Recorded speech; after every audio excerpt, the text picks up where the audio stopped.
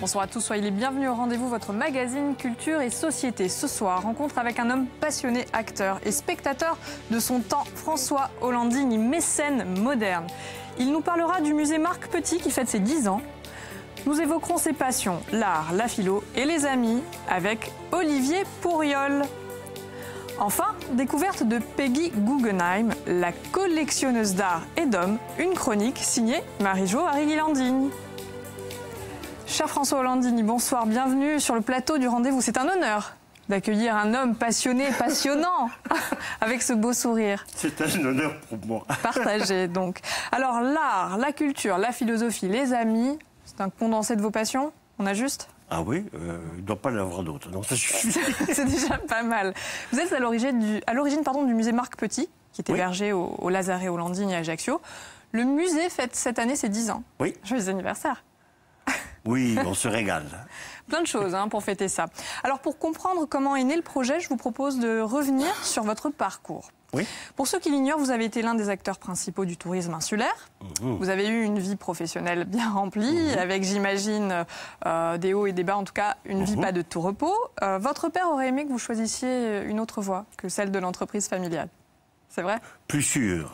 Ses amis, c'était des dentistes, des médecins, des notaires, des pharmaciens. Voilà, profession libérale, surtout pas l'entreprise. Alors du coup, vous essayez de faire des études dentaires. Mais oui, comme j'étais, il faut le dire, médiocre. Oh non, on n'ira pas jusque-là. Moyen en Corse et mauvais au lycée Henri IV. J'étais mauvais. La preuve, c'est qu'on m'a pas gardé pour le bac final. Il a fallu que j'aille à Carnot. Bon. Eh bien, l'avenir, c'était dentiste, mais c'est pas mon père qui me l'a dit. C'est moi qui l'ai choisi parce que le meilleur ami de mon père était un dentiste, Carouge, qui est encore connu aujourd'hui. Sauf qu'à cause d'un dentier, ça ne se passe pas comme prévu. Ah ben non, il faut dire que je suis pas du tout bricoleur. Le haut, le bas, la droite, la gauche, c'est pas mon... C'est pour les autres. Alors quand vous travaillez dans la miniature, j'ai eu l'angoisse de ma vie, j'ai dit, je ne veux pas être un dentiste raté. J'aurais été un dentiste raté. Et ça, c'est la décision radicale de ma vie. C'est la seule dont je suis fier. En tout cas, c'est une preuve d'honnêteté et de lucidité. Ah oui. Surtout pour cette pauvre dame qui avait la bouche ouverte avec son dentier coincé. Absolument. Alors, on va passer. Vous avez décidé ensuite d'étudier une autre passion, la philosophie. Vous allez obtenir vos diplômes, vous allez même enseigner, mais seulement 1 an. Pourquoi ? 1 an, 2 ans. C'était les années 68-69. J'étais passionné de philosophie et je lisais beaucoup. Mais j'étais maître d'internat et j'en avais marre d'être maître d'internat. C'était à Versailles, c'était horrible. Pourquoi ? Et donc, parce que c'était un collège et que le directeur était un imbécile, quoi. Bon. Ah, ouais, bon, et donc, on le salue. il fallait que je fasse le maître d'internat, c'était le garde-chou. Quoi, il y avait des horaires, il fallait laisser ouverts les volets pour que le gardien puisse surveiller, etc. Enfin, c'était la poisse. Et donc, je me suis dit, maître auxiliaire de philosophie, j'ai fait 1 an, 2 ans, je crois.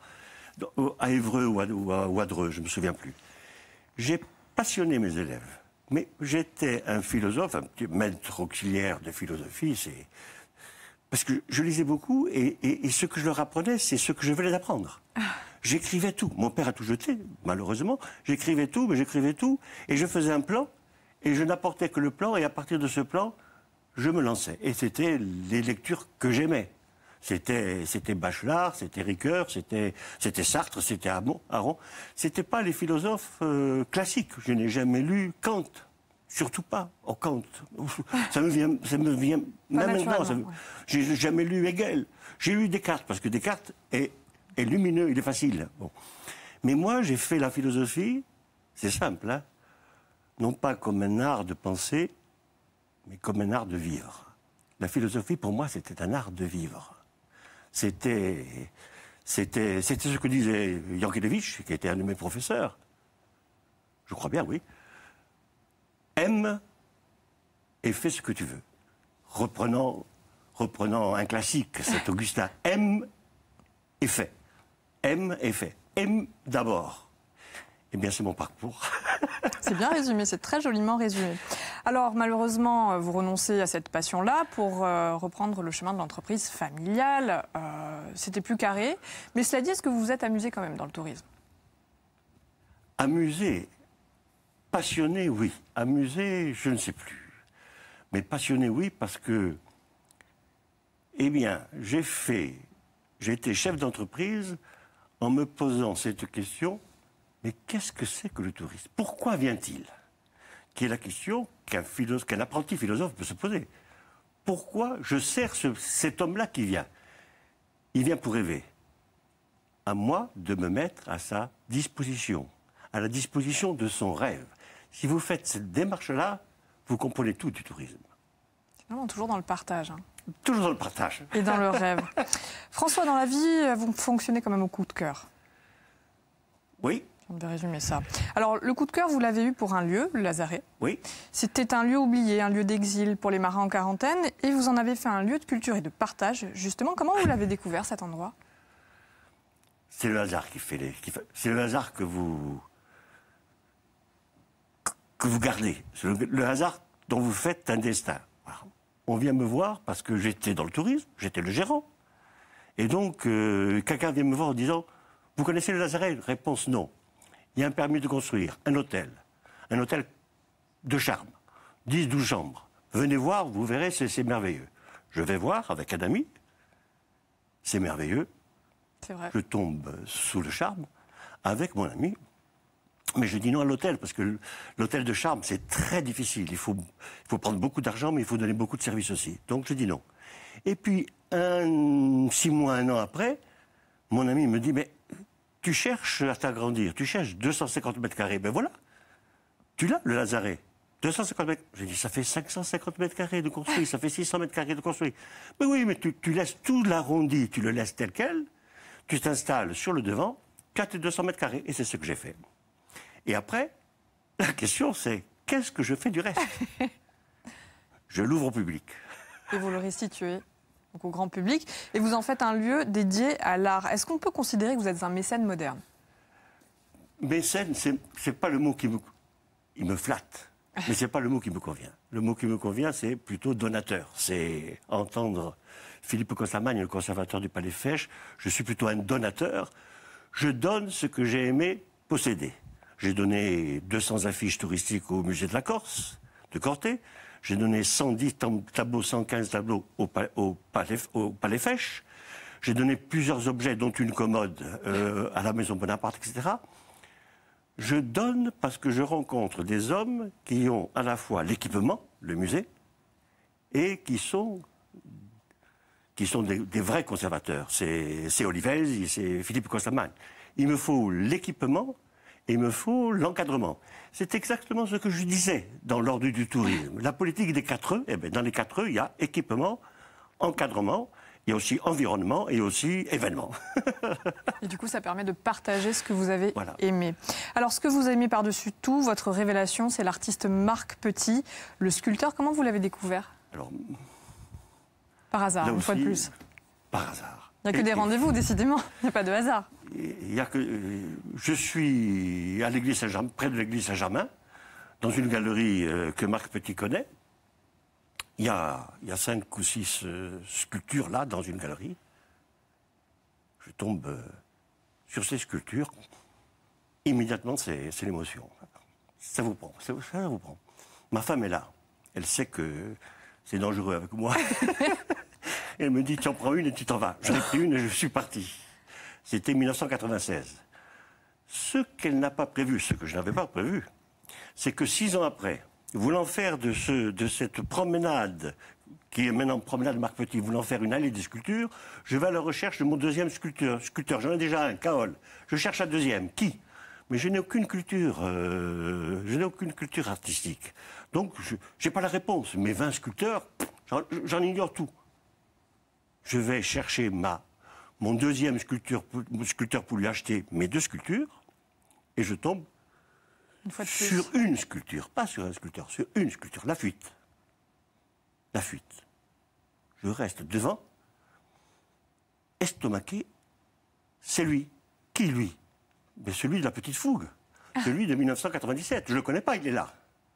Marc Petit est là, tout noir, avec tout ses sombre, grands des sourcils noirs, yeux noirs, vêtements noirs, etc. Mais tellement lumineux. On discute, et lumineux, et une voix superbe que ça. On discute, je lui achète ces 2 sculptures, je reviens, je vais avec mes amis dire, regardez ce que j'ai trouvé, mes amis antiquaires, les Paul Verret, ils me disent, mais c'est un bon, nous sommes en 2003. 2004, c'est un bon, on est chez lui. 2005, il est au Lazaret, 150 à 200 sculptures, et en partant, sans le dire à ma femme, parce que sinon c'est non, et quand elle dit non, c'est non pour moi aussi, je lui dis, les 5 là et les 3 là, elles restent. 5 et 3, 8, plus 2, 10. Je me retrouve avec 10 Marc Petit en 2005. Et là et 2 caoles. Les 2 caoles, je les donne à mes beaux-fils. Et je passe de 10 sculptures en 2005 à 35 en 2008. Et 40 en 2018. 2018, les 10 ans. Donc 40 œuvres, 40 statues sur Terre et une en mer. Alors l'idée n'est pas de vous. Ah non, l'idée n'est pas de moi. Elle est d'Olivier Pourriol. Il nous attend de l'autre côté du plateau. Je vous invite à me suivre. Oui.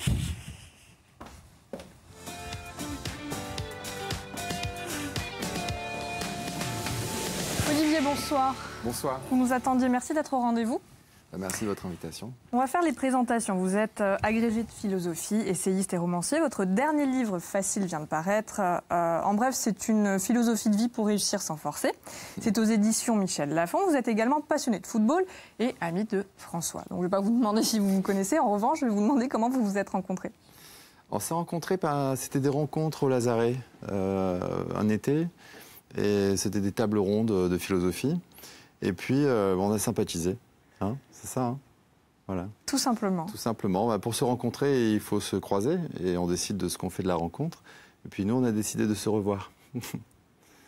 Et voilà, François, c'est un être rare, vous le savez. Là, je l'ai écouté, j'ai découvert des choses que je ne savais pas. Je savais pas qu'il avait enseigné la philosophie, parce qu'il cache, il est modeste. Je ne savais pas qu'il avait sauvé des vies en n'essayant pas d'être dentiste. C'est ça. Voilà.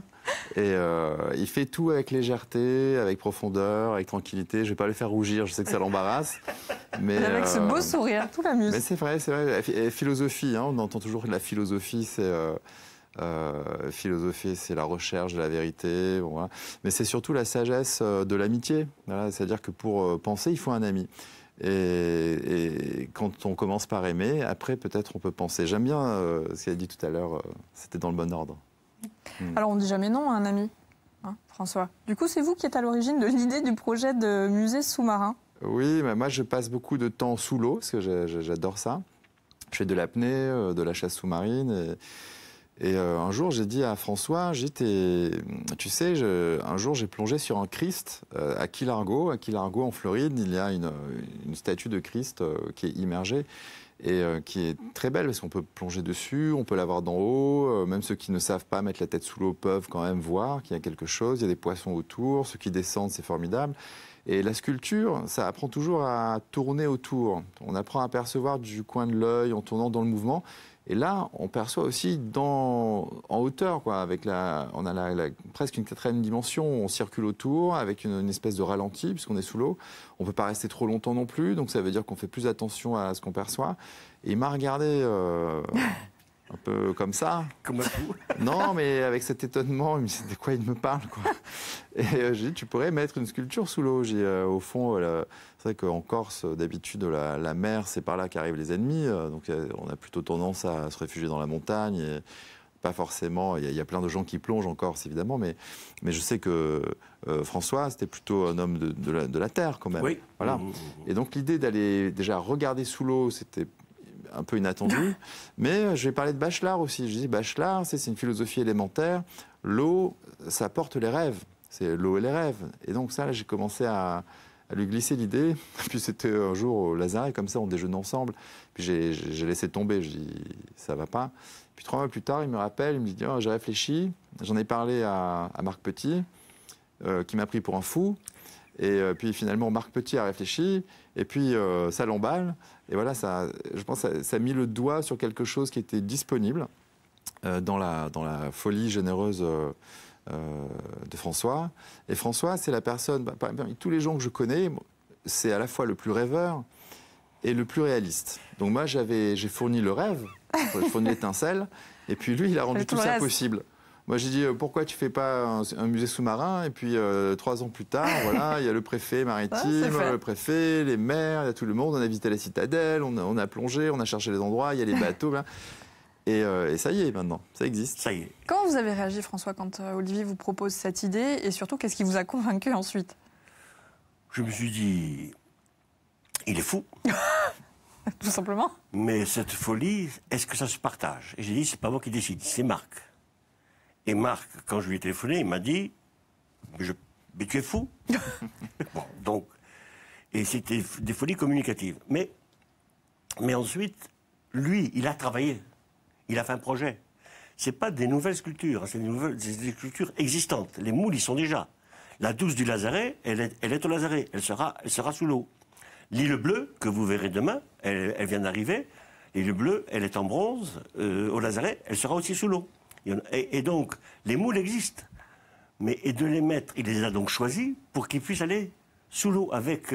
il n'a pas pris les choses les plus dramatiques, il a pris les choses les plus tendres, où on a envie de se promener. Pourquoi? Pour les livrer à une nouvelle perspective? Voilà. Et après, bureau d'études, et on y va, et on y va. Et après, toutes les démarches, on a vu, les maires sont emballés. Justement, mettons un petit peu le rêve de côté. Est-ce qu'il y a des contraintes techniques? Est-ce qu'on a le droit? Est-ce que la loi permet de déposer une statue? Elles sont énormes. On a mis facilement 1 an pour avoir l'autorisation d'une sculpture. Il y en a 32 en tout. Mais ils ont voulu dire... Parce que là, il y avait une date, le 20 octobre, demain, où ceux qui peuvent venir sont invités. Hein. On est déjà 451 inscrits, mais c'est là, c'est un peu plus, pas de problème. Eh bien, il y avait une date. Donc, ils ont dit, l'administration, on l'isole. Vous nous présentez l'ensemble du projet, mais on ne se prononcera pas sur l'ensemble de ce projet, on ne se prononcera que sur Gaïa. Elle s'appelle Gaïa. Gaïa, ça a demandé 1 an. Parce qu'il faut passer une commission, la commission nautique locale, CNL. Il y a une vingtaine de personnes. Il y a tous les gens qui travaillent avec le milieu marin. Il y a tout à respecter. La sécurité et l'environnement. Eh bien, on rentre dans ces exigences avec un bureau d'études, et ensuite, après, c'est oui. Alors, on voit des images, ça y est, elle est en place. Elle est en place. L'idée, c'est qu'il n'y a pas de danger ni pour l'environnement, ni pour les bateaux. C'est que le public s'approprie, je crois que c'est chose faite, cette sculpture. Oui, absolument, voilà. Autant les cormorans que les baigneuses.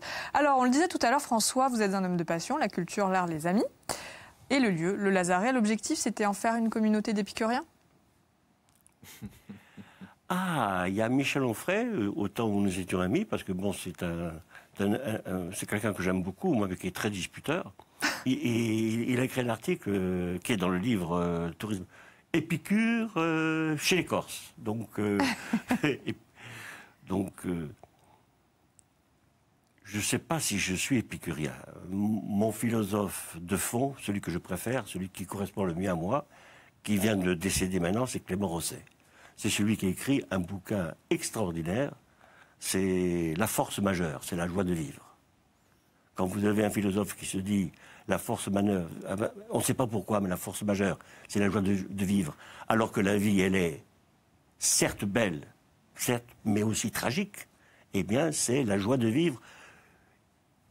Vous pouvez être dans n'importe quelle situation, il y a cette joie fondamentale qui vous dit « je veux continuer de vivre ».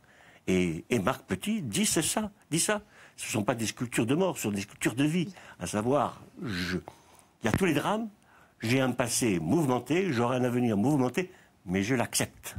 Je l'accepte parce que je suis là. Il y a une éternité que je n'étais pas là, il y a une éternité où je ne serai plus là, mais maintenant je suis là et je veux vivre. Et c'est ça la joie de vivre. Est-ce que vous considérez avoir réussi ? Est-ce que ça y est, ce lieu, le Lazaret, vous l'avez rendu accessible à tous ou quand même ça reste réservé à une élite ? Alors, ah non, là, il y a 8000 personnes, il y a 8000 personnes qui viennent et il y a des choses, il y a le jazz. La musique. Est-ce qu'il y a une élite du jazz ? Il y a de la science, de la philosophie, il y a aussi des expositions. On a fait la Ferronne. Au contraire, c'est la qualité, on essaye la qualité, mais pas l'élitisme, si vous voulez. Mais ma réussite, elle sera quand ce lazaret, c'est le projet qui est en cours.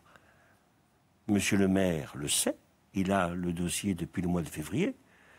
Quand vous avez un lazaret et que vous avez un Marc Petit, et que vous avez cet ensemble, et que ça vaut une vie, et que vous voulez que ce lazaret et ces sculptures deviennent objets publics pour qu'ils soient pérennisés, c'est ça.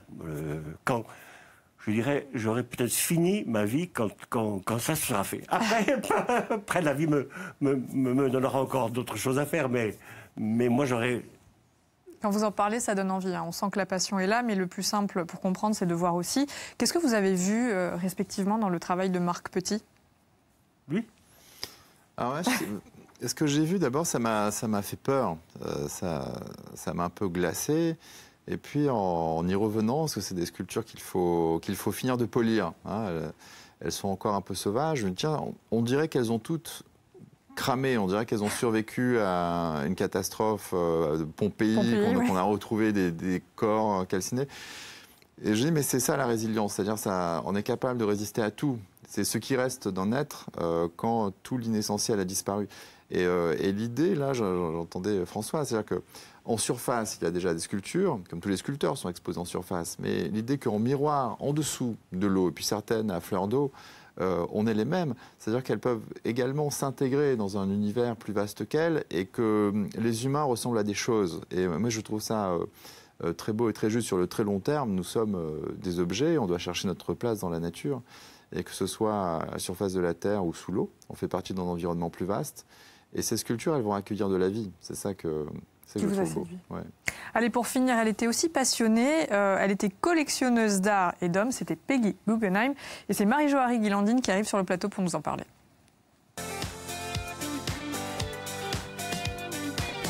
Bonsoir Marie-Jo. Bonsoir. Bienvenue. Alors Peggy, c'était une artiste en son genre. Ah oui, c'est une femme tout à fait exceptionnelle parce que vous le disiez tout à l'heure, vous êtes collectionneur et donateur, mais vous êtes quand même un peu mécène aussi puisque vous vous occupez des artistes, vous les suivez, vous achetez leurs œuvres, ça les aide quand même.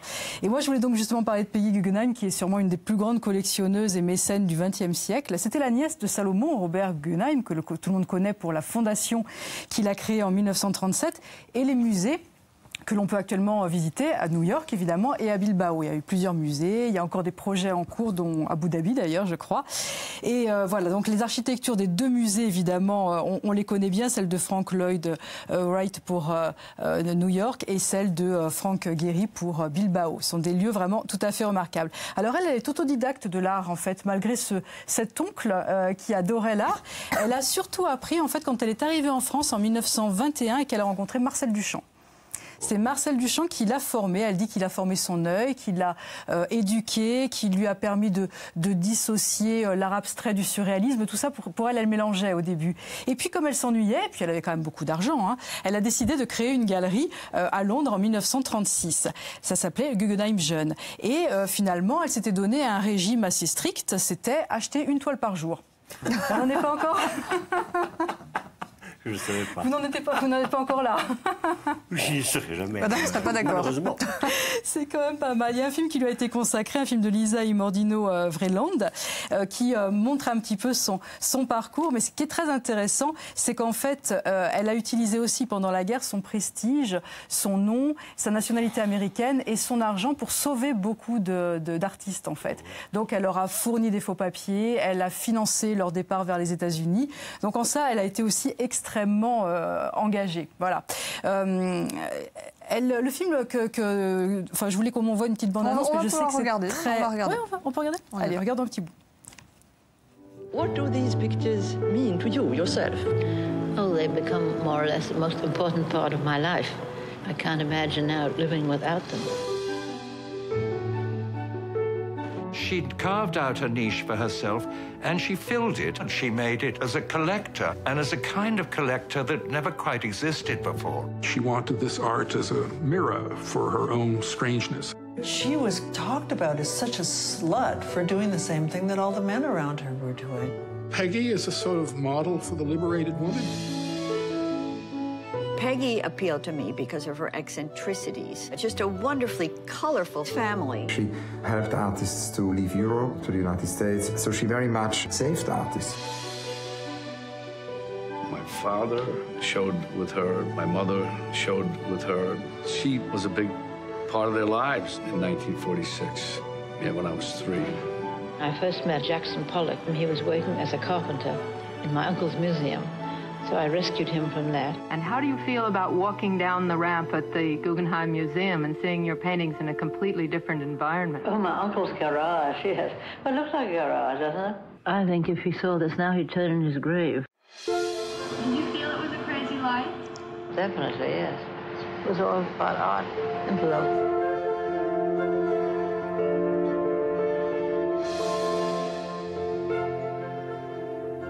Quel destin, Peggy Guggenheim, la collectionneuse. Mais c'est vrai qu'elle a eu un œil exceptionnel. Sa collection, elle est vraiment exceptionnelle. Elle a vraiment déniché des artistes en début de carrière que personne ne connaissait. Et sa collection est vraiment, vraiment extrêmement bien construite, extrêmement bien bâtie. Oui, je disais tout à l'heure en fait que le film finit sur Venise parce qu'elle s'y est installée. Elle est morte là-bas d'ailleurs à Venise. Et un musée porte son nom. C'est le musée Peggy Guggenheim qui a été fondé en 1952. Elle était arrivée d'abord pour la Biennale à laquelle elle participait en permanence. Et sa personnalité avait vraiment inspiré le respect. Elle était devenue vénitienne sur la fin de sa vie. Mais voilà, moi je voulais quand même aussi vous profiter pour vous poser une petite question. Quand on est justement un peu mécène comme vous, est-ce qu'il est nécessaire est-ce qu'il suffit d'admirer le travail d'un artiste pour acheter ses toiles et le suivre, ou est-ce qu'il faut quand même qu'il s'agisse aussi d'une belle personne? Parce que je sais qu'avec Marc Petit, vous avez un rapport vraiment très privilégié. Eh bien, comme je vous l'ai dit, comme je n'ai pas cette culture qu'on suppose que j'ai rencontré un sculpteur qui est une belle personne. Alors pour moi, je dirais presque, et c'est rare, peut-être que la personne est peut-être plus grande que l'œuvre. J'ai dit une énormité. Une énormité. Chez Marc Petit, il est exceptionnel. C'est vrai. Mais lui mourra.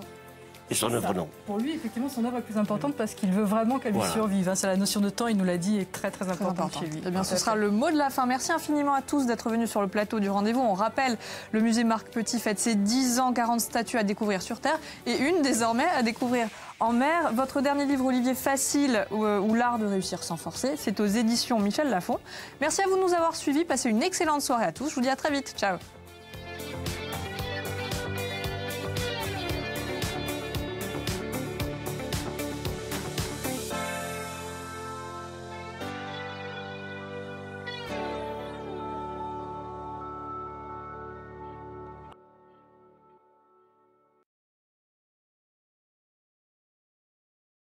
Ah, j'ai pas fini, moi.